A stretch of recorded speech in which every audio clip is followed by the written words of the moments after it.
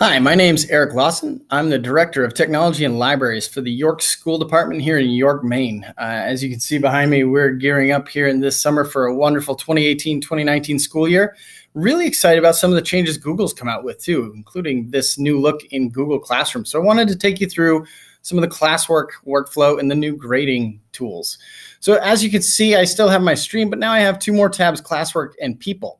If I click on classwork, it does just show me the things that have been assigned to my students, and I still get the turned in and assigned, but now I can also view assignments. So let me take you into another class. So as you can see, I'm in the student work section, and I'm taking a look at one of the assignments that I assigned to the students. Here is where I can set a point value based on grading the assignment, or I can have it ungraded if I just wanted to leave feedback, which is excellent.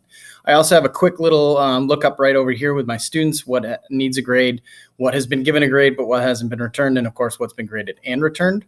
I can also click on a person's document. So if I go into JK's document right now, it opens this in a new tab, which is great. So I can read through it. I can make comments like I have in the past with any Google Doc. I can, over here on the right, enter a grade from here. I can even add a private comment to this person that just offers some feedback. The other great thing, though, is the comment bank, which will save me lots of time. By clicking on the comment bank, I not only see all of the pre-filled comments, but I can add one to the comment bank. So for instance, may I suggest you use a citation? Often comes up when I'm grading student work. So it's great to have that in the bank, ready to go. All I have to do now is if I click or hover and click over something and then select, whoops, missed it, and select the add a comment.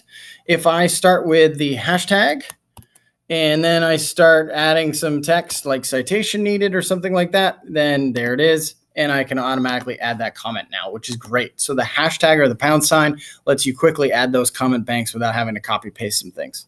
The other great thing, which will save teachers a ton of time, is instead of now opening up all of these tabs, because Lord knows I have a tab problem, instead of doing that, I can just swap or toggle between the students in my class. So without opening up a new tab, I went from JK's work to Mark's work, and I can grade right through and even check in on Virginia, who hasn't submitted her files. But a lot of easy things I can do to make my job easier in the workflow of assigning work to students, checking in on who's turned it in, who hasn't, and giving that feedback and grading. So I know I'm excited, and my teachers will be excited about these new improvements to Classroom, and I hope you are too.